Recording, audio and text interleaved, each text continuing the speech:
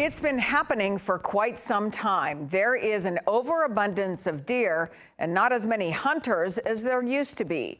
Leaders with the Michigan Department of Natural Resources say we have lost more than 200,000 hunters in the state in the last 25 years. They say as a result, we see more car crashes involving deer and other issues. As Mid-Michigan Now's Kyle Macon tells us, some hunters believe the newer generations just don't want to hunt.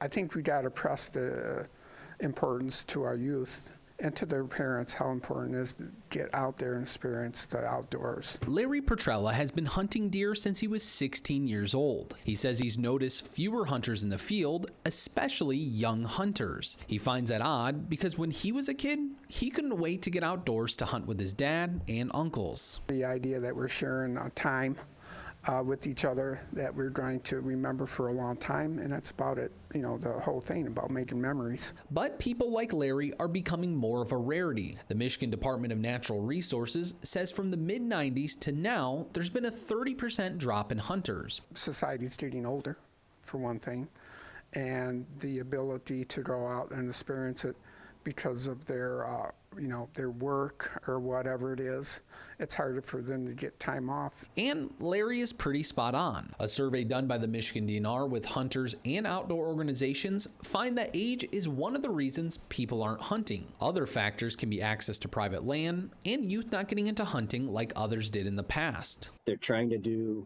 4, 5, 6, 7 different things to be able to get a sports scholarship or an academic scholarship to go to college. They might move away to go to college. They're much more mobile than they used to be. Brent Rudolph is a deer, elk, and moose management specialist with the Michigan DNR. He says with fewer hunters, the population of deer have gone up, reaching more than 2 million, making Michigan the second highest in the entire country. Most of the deer are found in the southern part of the state. That overpopulation can lead to food competition with other species and starvation in some cases. You can go into places and you see the tree line has a stark line.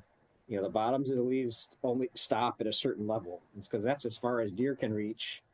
And in especially those lean times of year, they're consuming everything off the trees and the shrubs. He says the higher population of deer can spread diseases like chronic wasting disease and bovine tuberculosis. Just like when your kids are at home at a young age and then they go to school and they're grouped together and all of a sudden they get sick all the time. That happens if deer are packed together as well. The other problem can be found on the side of our roads. A 2023 report from the state of Michigan says there were more than 58,000 car accidents involving deer. I do know a number of people that have been involved with a deer accident, unfortunately, and some of them on motorcycles as well. Funding is at stake too. Deer licenses play a huge role in funding the DNR, with more than 47% of the wildlife budget coming from federal funds. A big portion of that money comes from the Pittman-Robertson Fund, where companies have to pay a tax when making guns, ammo, and other hunting equipment. Based on a few different metrics,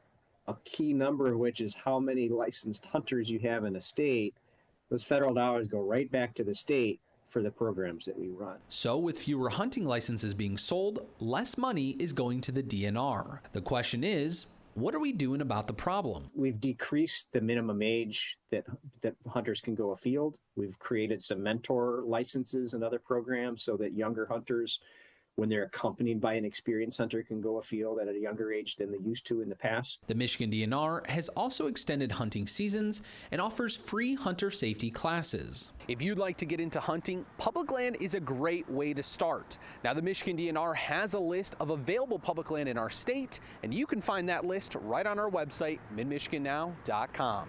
Reporting in Flint, Kyle Macon.